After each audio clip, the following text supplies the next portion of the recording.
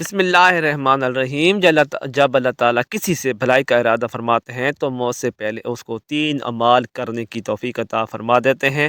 3 اعمال درج ذیل ہیں۔ سیدنا انس رضی اللہ تعالیٰ عنہ بیان کرتے ہیں کہ رسول اللہ صلی اللہ علیہ وآلہ وسلم نے فرمایا، جب اللہ تعالیٰ اپنے بندے کے ساتھ خیر و بھلائی کا ارادہ فرماتا ہے تو اس کو اس کے گناہوں کی سزا جلد ہی دنیا میں دے دیتا ہے، یعنی تکلیفوں اور آزمائشوں کے ذریعے اس کے گناہوں کی معافی کے اسباب پیدا کر دیتا ہے، اور جب کسی بندے کے ساتھ برائی کا ارادہ کرتا ہے تو اس سے اس کی گناہوں کی سزا دنیا میں روک لیتا ہے، جہاں تک کہ قیامت والے دن اس کو پوری سزا دے گا۔ حضرت عائشہ صدیقہ رضی اللہ تعالیٰ عنہا سے مرفوعاً روایت ہے کہ جب اللہ تعالیٰ کسی بندے کے ساتھ خیر کا ارادہ فرماتا ہے تو اس کے مرنے سے 1 سال پہلے ایک فرشتہ اس کے پاس بھیج دیتا ہے جو اس سے برائی سے روکتا ہے اور اسے نیک راہ پر ڈالتا ہے، یہاں تک کہ اچھے وقت پر اس کی موت واقع ہوتی ہے تو لوگ کہتے ہیں کہ یہ بندہ بہت مبارک وقت پر فوت ہوا ہے۔ علماء نے لکھا ہے کہ جو شخص حسن خاتمہ کا خواہش مند ہو اس کو یہ دعا کثرت سے مانگنی چاہیے: ربنا لا تزغ قلوبنا بعد اذ ہدیتنا وہب لنا من لدنک رحمۃ انک انت الوہاب۔ اس دعا کی برکت سے انشاءاللہ خاتمہ بالخیر نصیب ہوگا۔ اسی طرح فقراء کرام نے لکھا ہے کہ مسواک کی سنت کے موافق میں سے موت کے وقت کلمہ شہادت کا یاد آنا بھی ہے، لہذا مسواک کا بھی خوب اہتمام کرنا چاہیے۔ یہ عمل بھی حسن خاتمہ کے لیے بہت مفید ہے۔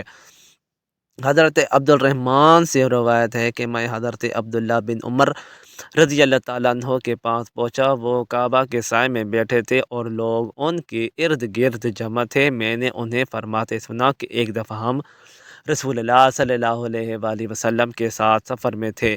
ہم ایک منزل میں اترے، ہم میں سے کوئی شخص ابھی خیمہ لگا رہا تھا، کوئی بطور مشق تیر اندازی کر رہا تھا اور کوئی اپنے جانوروں کو چرانے کے لیے نکال رہا تھا کہ اتنے میں نبی صلی اللہ علیہ وآلہ وسلم کے منادی نے اعلان کیا، نماز کے لیے اکٹھے ہو جاؤ۔ چنانچہ ہم سب اکٹھے ہو گئے۔ نبی اکرم صلی اللہ علیہ وآلہ وسلم کھڑے ہوئے اور ہمیں خطبہ ارشاد فرمایا۔ آپ نے خطبہ کے دوران میں فرمایا، جو بھی نبی مجھ سے پہلے گزرے ہیں ان پر ضروری تھا کہ اپنی امت کی ان باتوں کی طرف رہنمائی فرمائیں جنہیں وہ ان کے لیے بہتر سمجھتے تھے اور انہیں ان چیزوں سے ڈرائیں جنہیں وہ ان کے لیے برا سمجھتے تھے، اور تمہاری اس امت کی خیر و بھلائی اس کے ابتدائی لوگوں میں رکھ دی گئی ہے۔ بعد میں آئیں گی آنے والوں پر بڑی آزمائشیں اور ایسے حالات طاری ہوں گے جنہیں وہ ناپسند کریں گے۔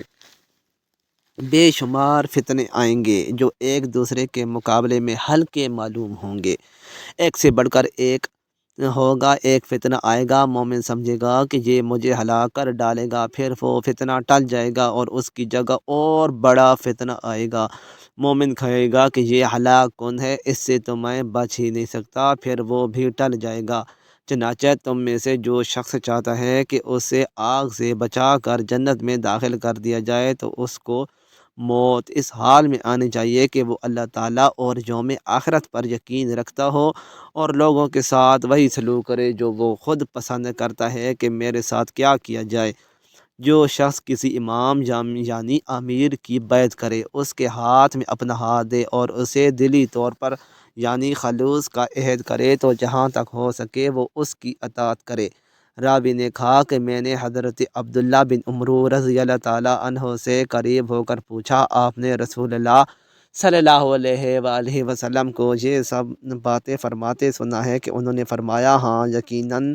حضرت عبداللہ بن مسعود سے روایت ہے کہ جناب رسول اللہ صلی اللہ علیہ وآلہ وسلم نے فرمایا، ہر پیدا ہونے والے بچے کی ناف میں مٹی کا وہ ذرہ ہوتا ہے جیسے اس کی پیدائش ہوتی ہے، پھر ایک وقت آتا ہے کہ انسان ارذل العمر یعنی بڑھاپے کی طرف لٹا دیا جاتا ہے، پھر موت اسے آ لیتی ہے اور اس میں دفن ہوتا ہے جس سے اس کی پیدائش ہوتی ہے، اور میں محمد رسول اللہ صلی اللہ علیہ وآلہ وسلم اور ابو بکر اور عمر کی پیدائش ایک مٹی سی ہوئی اور اسی میں دفن کیے جائیں گے۔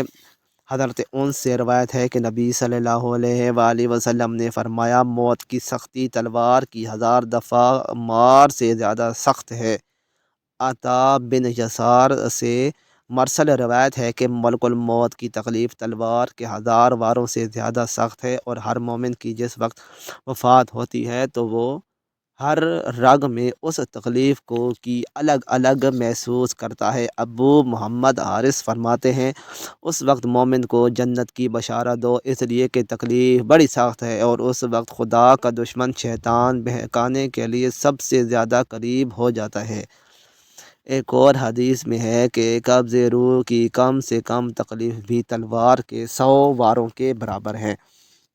رسول کریم صلی اللہ علیہ وآلہ وسلم نے فرمایا، جب اللہ تعالیٰ کسی بندے کے ساتھ خیر اور بھلائی کا ارادہ کرتا ہے تو اسے توشہ دیتا ہے۔ کہا گیا ہے کہ اسے کیا توشہ دیتا ہے؟ تو رسول کریم صلی اللہ علیہ وآلہ وسلم نے فرمایا، اس کی موت سے قبل اللہ تعالیٰ اس کے لیے اعمال صالحہ آسان کر دیتا ہے، اور پھر ان اعمال صالحہ پر ہی اس کی روح قبض کرتا ہے۔